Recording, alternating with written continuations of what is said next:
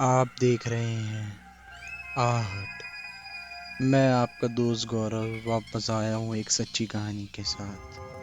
तो चलिए बढ़ते हैं आज की कहानी की ओर। आज की जो यह कहानी है, इस हॉस्टल में ही रह रहे राहुल के साथ घटी घटना है। अब यह कहानी मैं उसके ही शब्दों में जारी रखूँगा। मेरा नाम राहुल है और मैं और मेरा भाई विजय 2 साल से इस हॉस्टल में साथ में रह रहे थे। पर एक दिन जब मेरा भाई विजय घर में कुछ काम आने की वजह से घर गया हुआ था और हॉस्टल के जिस रूम में हम रह रहे थे उसमें मैं और मेरा भाई हम दोनों ही रहते थे। पर जब उस दिन मेरा भाई घर गया हुआ था, इसलिए मैं आज रात को अपने रूम में अकेले ही सो रहा था।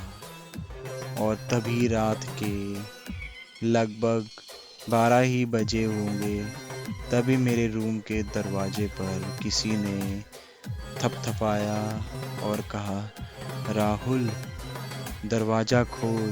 बार में तो मैंने सही से सुना नहीं, पर उसके थोड़े ही देर बाद फिर से किसी ने आवाज़ लगाई और कहा, दरवाज़ा खोल ना राहुल, मैं विजय। और इस बार मैंने आवाज़ साफ साफ सुनी थी। यह विजय की ही आवाज़ थी। मैं यही सोच रहा था कि विजय इतनी रात को यहाँ कैसे आ सकता है। वो तो आज घर गया हुआ है। पर तभी एक बार फिर से विजय ने आवाज़ दी और कहा, जल्दी दरवाज़ा खोल राहुल, मैं कब से बाहर खड़ा हूँ।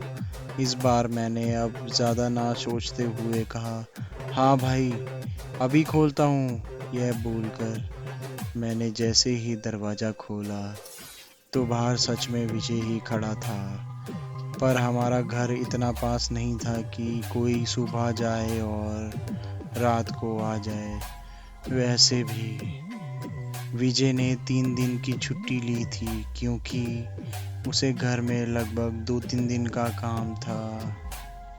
इसलिए मैंने थोड़ा शक करते हुए विजय से कहा, क्या हुआ भाई, आप तो 3 दिन के बाद आने वाले थे, कुछ हुआ है क्या।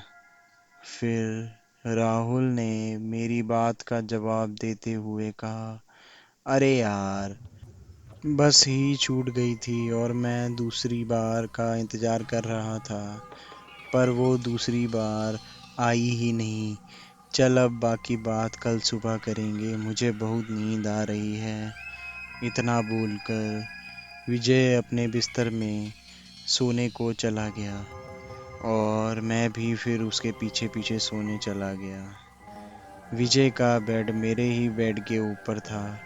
सोते हुए अभी कुछ ही समय हुआ होगा, तभी मुझे ऐसा लगा कोई मेरे सामने खड़ा हो। मैंने एकदम से आंखें खोलकर देखा तो मेरे सामने कोई और नहीं बल्कि विजय ही खड़ा था। मैंने विजय को ऐसे खड़े हुए देखा तो कहा, क्या हुआ भाई, अब तक सोए नहीं क्या। फिर मेरी बात का जवाब देते हुए विजय ने कहा, यार पता नहीं क्यों मुझे आज डर लग रहा है, इसलिए मैं तेरे ही साथ सोऊंगा। मुझे लगा इतनी रात को इतनी दूर से आया है, क्या पता इसलिए डर लग रहा हो। इसलिए मैंने विजय को अपने ही साथ सोने दिया। सोते हुए अभी कुछ ही देर हुई थी, तभी मुझे ऐसा लगा जैसे कोई मेरे गले पर हाथ फेर रहा हो। मैंने पहले तो इस पर ज़्यादा ध्यान नहीं दिया, पर लगातार हाथ फेरने की वजह से मेरी नींद टूट गई और मुझे ऐसा लगा कि विजय हाथ फेर रहा है। इसलिए मैंने उसे मना करने के लिए जैसे ही उसकी ओर पलटा और जैसे ही उसकी ओर देखा तो जैसे मेरा खून जम सा गया हो और साथ ही मेरे दिल की धड़कन अपनी दुगनी रफ्तार से चलने लगी हो, क्योंकि मैंने देखा विजय की जगह पर एक बड़ी ही भयानक सा आदमी लेटा हुआ था, जिसका चेहरा पूरा जला हुआ था।